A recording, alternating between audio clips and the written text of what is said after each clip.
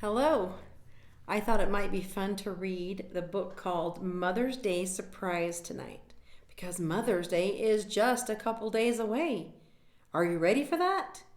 Have you made your mother a nice drawing or a special card for her?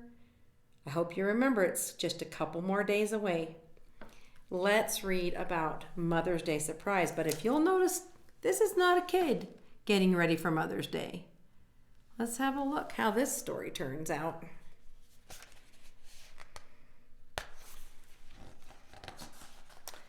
Violet was a young snake. She liked sliding and slithering and shedding her skin whenever it got old. In her free time, Violet often played with the other animals. She raced the rabbits. She hung next to the bats. She fooled around with the chipmunks.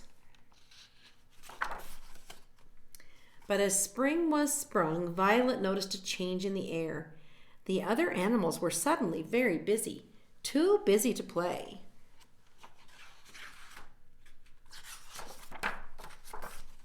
Violet wondered why everyone was in such a hurry. "What's the rush?" she asked a fox trotting by. "Things to do," he said. Violet could see that. "What things?" she asked. But the fox was already gone. Violet looked around for anyone with a moment to spare. "What's going on?" she asked a skunk digging in the dirt. "We're getting ready for Mother's Day," he explained. "Already?" said Violet. The skunk laughed. "Well, you can't start too soon.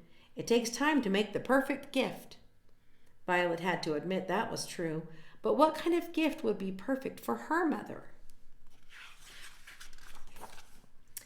Violet watched a squirrel sorting through a pile of acorns. He was very picky about it. "Why are you being so fussy?" Violet asked. "They're for my mother," said Squirrel, "and she likes them crunchy." He's got them labeled as extra crunchy, crunchy, and not so crunchy. Next, Violet saw a bear crushing some honeycombs.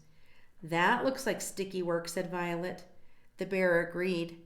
"But I have to do it right. My mother likes things just so." Then Violet saw a beaver chomping on a fallen tree trunk. "What are you doing?" Violet asked. "Shh," said the beaver. "Don't disturb the artist at work."